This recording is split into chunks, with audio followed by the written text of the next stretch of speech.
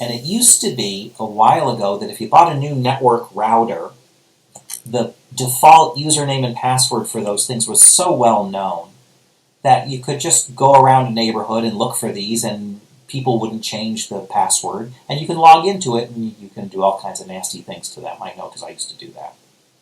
And then a while ago, one of the manufacturers, might have been Linksys, got smart and started putting random passwords on it. So on the bottom of the device was a sticker with the username and password, and they were completely nonsensical, but at least then it wasn't the default.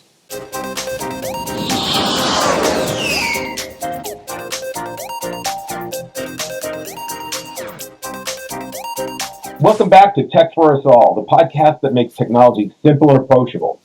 Whether you're tech-adverse, anxious about technology, or just hesitant to embrace it, we're here to show you that technology isn't as daunting as it seems. As a matter of fact, technology should be your friend, not your foe. Each episode, we unpack everyday technologies with experts from around the world, breaking it down in plain English to help you feel more confident and control of the technology in your life. I'm your host, Scott Saldinger, and I look forward to introducing you to great guests every week. Just like right now, we have Bob Steron, the Senior Vice President of CIO and CISO for Interactions in Rochester, New York. And today we're going to be talking about recognizing cyber risk in your everyday life. And there's a lot of different ways to recognize where you might have some cyber risk that you can take control of so that you're proactive. So Bob, welcome. Thanks, Scott. I'm happy to be here. Great. Well, let's kind of set the table a little bit. Let's talk about your technology background a little. Sure. A long time ago, I was in the Navy, where I ran nuclear power plants, and when my time in the Navy was coming to an end and it was time to get out, I thought I was going to go to school to study electrical engineering. But I found instead of doing my electrical engineering homework, I was trying to get my computers to talk to each other. Not knowing that there was any career path tied to that, I was just screwing around. And then one day, I got an email back in the 90s that purported to come from the White House. And I called the only one I could think of who could possibly have faked this email. Email was new to me, let alone faking one. And I asked, how did you do it? And he said, isn't that great? I saw it in a book. So I said, I have got to see this book. So the book, Computer Networks, 3rd edition by Andrew Tannenbaum, which sits on my shelf behind me, was a textbook used in the IT program at RIT. And I called them up and I said, what are you? And they said, oh, we are systems engineering and administration and networking and security. And I'm like, oh my God. So I went down there and I said, I've got to switch my program. Is there somebody I can talk to? And they said, no. I'm like, please, I'm dying here. So they said, the woman goes down the hall and comes back and says, the director of the program will give you 5 minutes. 2 hours later, I emerged as the newly ordained student for the IT program, which was still pretty new at RIT, and never looked back. My grades improved dramatically, and I have just loved it. And then a few years after that, I was a very happy system administrator working on Linux systems. And one morning, I'm getting dressed to go to work, and my boss called me. And I said, oh, hi, how are you? And he said, yeah, look, we've been hacked. But, He said, you got to get in here. So I go to work, and I look at this system that I built from scratch, and it was like I'd come home to my house, and somebody else's furniture was in it. It was an old exploit where a machine is taken over to become a bot to attack other machines. And they had installed all of their stuff so that they could do that. And the machine was so bogged down with their stuff, we couldn't get back into it. So I had to fly to LA to take my machine back. It was the most beautiful thing I had ever seen. I still have the file system burned to a CD. And I thought security is the thing for me. So ever since then, the past 20 years or so, I have been in information security. And for the past 8 or 9 years, I've been a Chief Information Security Officer, and absolutely love it. Oh, that's great. Well, I think that's going to give us a great baseline for today's conversation. But I want to start with your thoughts and your experience on why you feel that people have a tendency to be somewhat technology resistant or technology adverse in their lives, in their everyday lives. What are some of your thoughts on that? I think there are a few reasons. The biggest is probably fear that it's unknowable, and thus anything we don't understand is likely to come across as scary, and that you can't do anything about it, because if you can't understand it, you can't help it, fix it, change it, and it's going to control you. And tied to that, I think a big factor is ignorance, not meant in a derogatory way, but that if it's unknowable and you can't understand it, lots of times people don't try to, that it feels like it's outside the realm of possibilities for them. And so they kind of throw up their hands. But the flip side of that is we can't exist without technology. Some we have a choice. You don't have to buy an Amazon Echo Dot or anything like that. But the ubiquity of technological devices is just shows how fundamental it is to our lives, and it's here to stay. And so there are things in our lives that some of us just don't understand, and thus we don't interact with it properly. No, I have to agree. I mean, fear is definitely a big driver. But when you think about it, the technology we use in our everyday lives, our home thermostats, right? Our cars, our lights or our Echo, it's not there necessarily to be a hindrance. It is there to be an improvement in our lives somehow.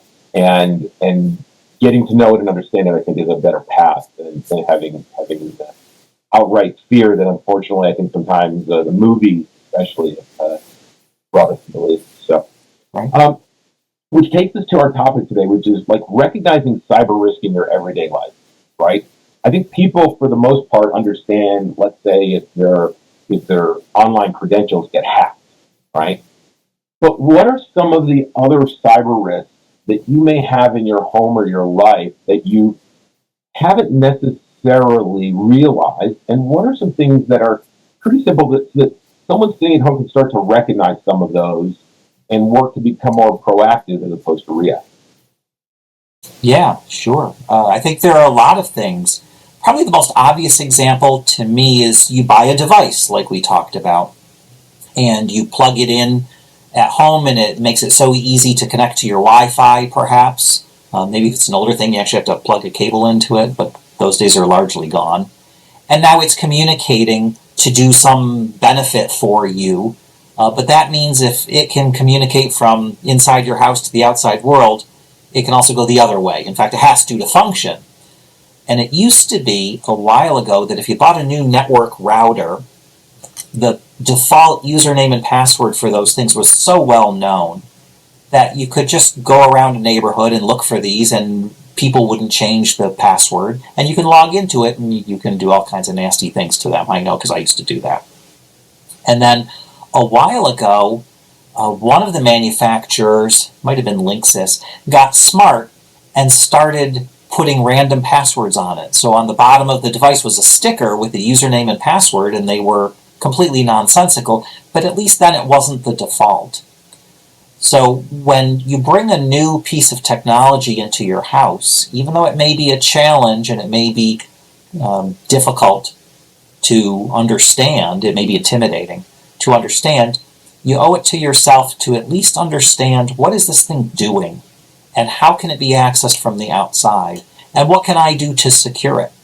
The instructions aren't always obvious, and nowadays very few printed instructions even come with such a device.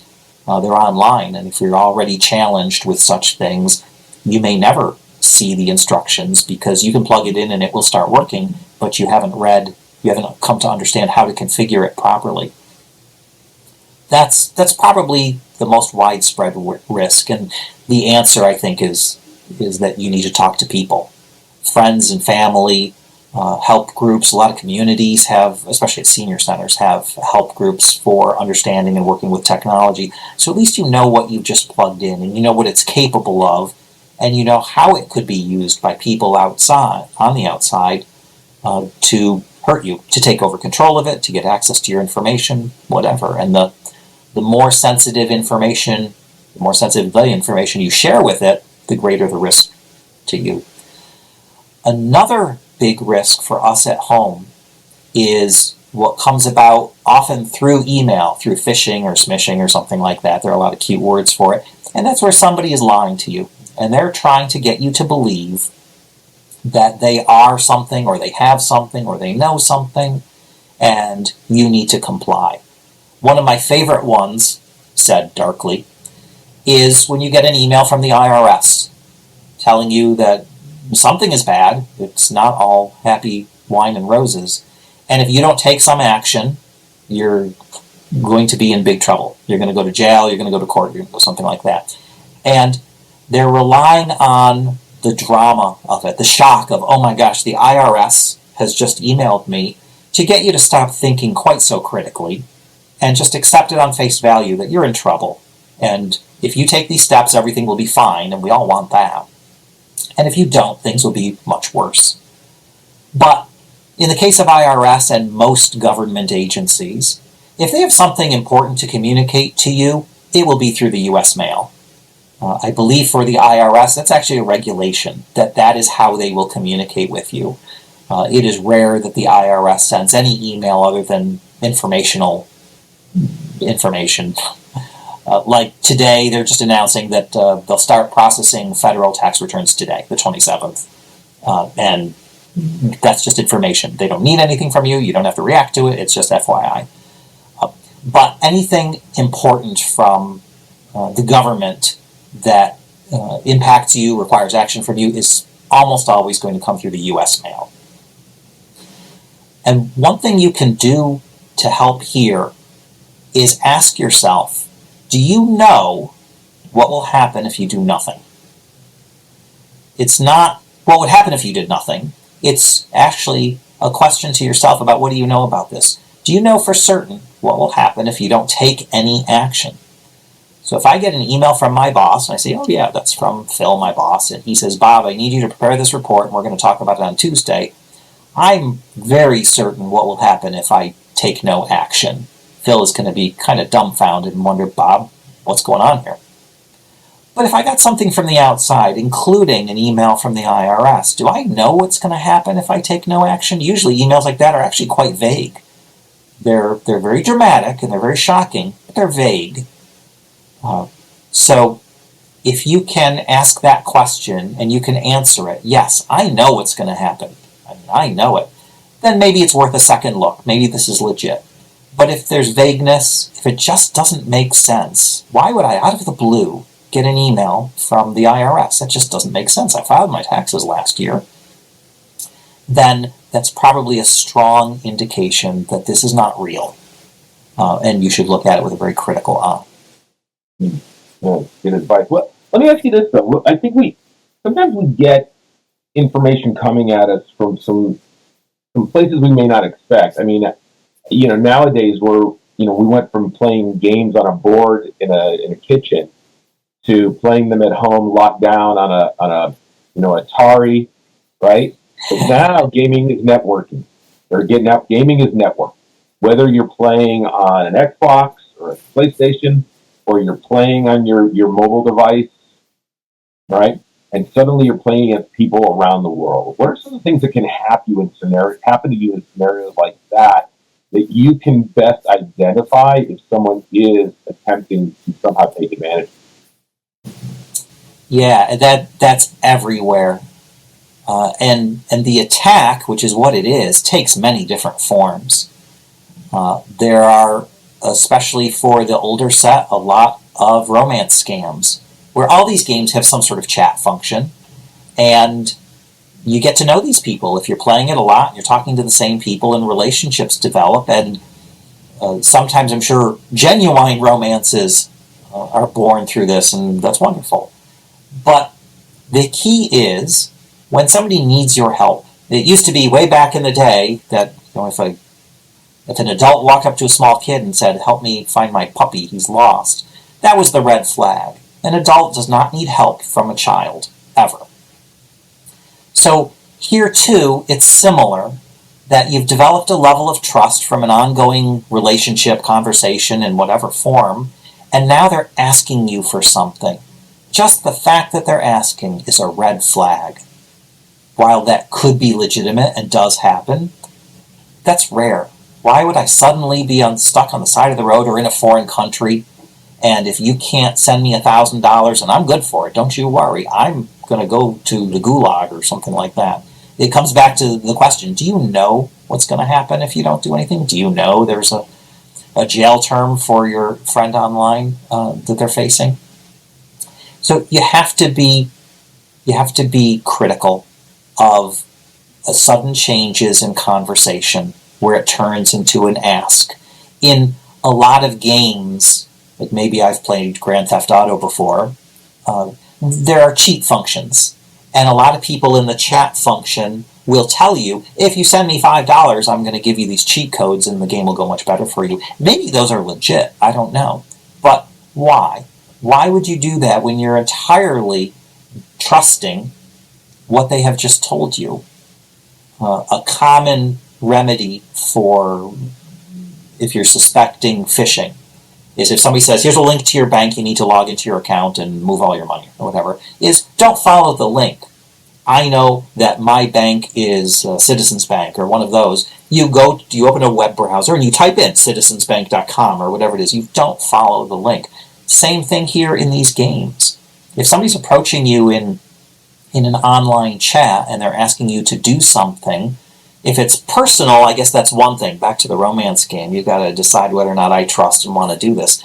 But if it's like buying cheat codes or whatever, don't trust a chat URL, a chat link. Investigate it on your own. Google it and figure it out. And if you want to buy cheat codes, find a site that has reviews and people have said, oh yeah, it's fine, and pursue that rather than trusting what you're told. Kind of like a car salesman sells cars every day, all day, and you buy a car how often? And the advantage is clearly theirs because they know exactly what they're doing and you don't. I don't.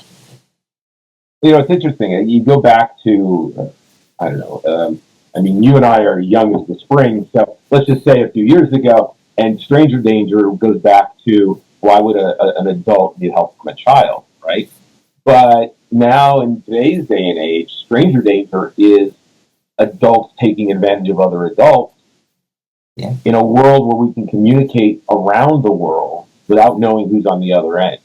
And being suspicious, having your radar go up is one of the greatest things that you can do to defend yourself, is to start questioning those things. Right, like the old expression from way back early in the internet, on the internet nobody knows you're a dog. You just can't trust it because it's so easy to purport to be something else. And if you can hit people at just the right moment, for whatever reason, they're more likely to believe it.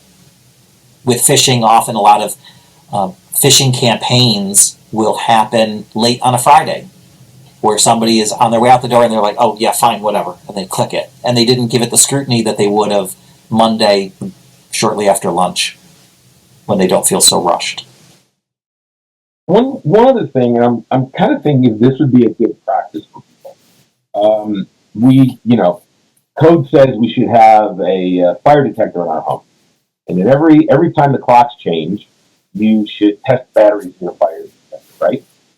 What about the devices that we have that we're now, since you talked about, router security, those devices need to be updated because there are changes in their security, there are changes in their functionality, things like that. Is it good for the average person to maybe put a date on a calendar to learn how to check that their devices are updated regularly? Like, is that something that maybe they should check as opposed to not knowing whether they're done automatically or not? That's a fantastic question, Scott. Yes. A lot of devices now do have a feature to update themselves automatically. And that would be a great question to ask when you're purchasing it. Or if you've already bought it, talk to friends and family who may be able to help you to make sure that it does. Internet routers are a common example. They can do it themselves, and updating, it goes without saying, is extremely important because new vulnerabilities are found all the time. And you need to let the manufacturer perform updates so that those get addressed. But to your point, You could either go check yourself when the date on the calendar that you've circled comes up, but none of us are going to do that because we're all creatures of habit and momentum often works against us. But more and more devices update themselves automatically. And so the task then becomes checking when you set it up to ensure it will. And why not check every now and then, like once a year from then on? We're spoiled with the Amazon Echoes. Those do update themselves, and there's nothing we need to do. In fact, I don't believe there's any way you can control it. But other older devices do not. And knowing that they do, having had checked when you first installed it or when you've watched this podcast and now you realize you better go check on your internet router, really very important and part of basic housekeeping for our electronic devices. No, that's a good point. I mean, we expect things to be always to be automagical, but sometimes we actually have to have some human interaction in order to make sure that we are still secure and that we're up.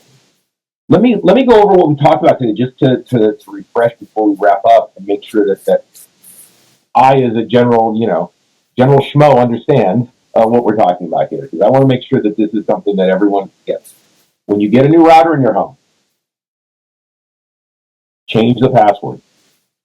Something that is not on the label on the bottom to make it more secure for you in your home. Good practice. Excellent practice. Think about what you can do to secure the digital kind of stuff in your life.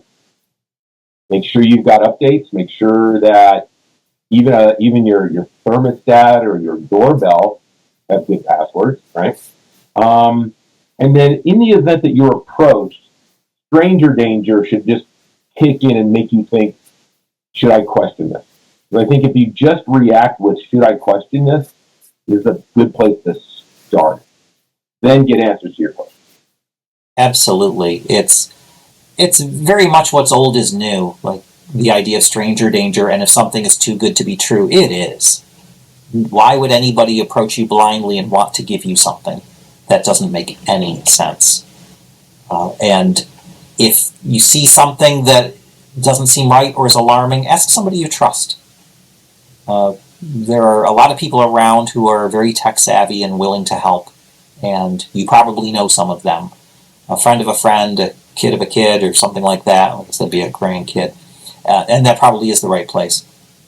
But ask somebody to help you understand it and figure it out together, so that you're not victim to the technology that's making your life easier in some places and potentially causing you harm in others. You know what I really like in that is figure it out together. But I think one of the important things is it's okay to be concerned about the technology you have. It's okay to feel as though it's daunting. But if you just learn one or two little things in that interaction, the potential to make your life so much better is there. So I think that's certainly great advice. Find someone who knows and have them teach you how to do it. Yeah. And let me add something about passwords. We can't get away from passwords. They're everywhere. And a common thing that we hear is don't reuse passwords. And I'd like to emphasize that. That's absolutely critical. It would be very convenient if you used the same password everywhere. But if, suppose, your Amazon password is figured out, the person who figured it out is immediately going to go to Walmart.com and other shopping sites and try the same password with the same email. And for a lot of people, sadly, that works because they use the same password. I can't emphasize enough the importance of using a specific password for a specific application or website or whatever, and never reusing it on any others, which can be some complicated password that you use and you append to it -Amazon, hopefully misspelled, or Walmart, or however you do it, or Facebook. Because people, once they discover it somewhere, they're going to try using automated means, so it's no effort for them. They're going to try every common website and platform on the internet, hoping you've reused the password, and then they can just grow the control they have over your life. Yeah. And one thing about that, true or false, because no one can be expected to remember every single password for every single site that they use. it's okay to write them on a piece of paper and keep that locked up in your own home. Is that true? Absolutely true. In your home is safe. Writing down passwords and putting it in a drawer is just fine. If you're a little more technologically savvy, you could use a password manager, of which I'm a huge fan. And there are many out there. Whatever the most common ones are that everybody's heard of would be just fine. And many are free. And let it generate a complicated password that you would never remember and let it insert it for you. And all you have to remember is the password to the whole thing. That's worth writing down and putting in a desk drawer, not on the refrigerator. In my kid's apartment, when you walk right in, open the front door and walk into the apartment, on the wall facing you is a little dry erase board that says, "Welcome. Our Wi-Fi name is this and the password is that." I'm like, do you not listen? Don't do that. I don't have them, but I understand kids never listen to their parents. So It's almost like there's a law. it could be, but that would certainly be for a whole nother episode. Bob, this has been really great. I appreciate the advice you've given out. Everybody, please, if you have questions, put them in the comments below. And if you know people who have been in situations where things like this have cropped up, feel free to share this episode. Get the information out there, and then let them put some comments below, because we're here to answer questions and make sure that you have a better digital experience. Because for what it's worth, we're not going back to tin cans and strings and abacuses. We've got to live with this stuff. So we're gonna have a digital life from here on out. Bob, thank you so much for joining us, and we'll see you all in the next episode. Thanks so much. Bye bye. Thank you. Thanks, everyone.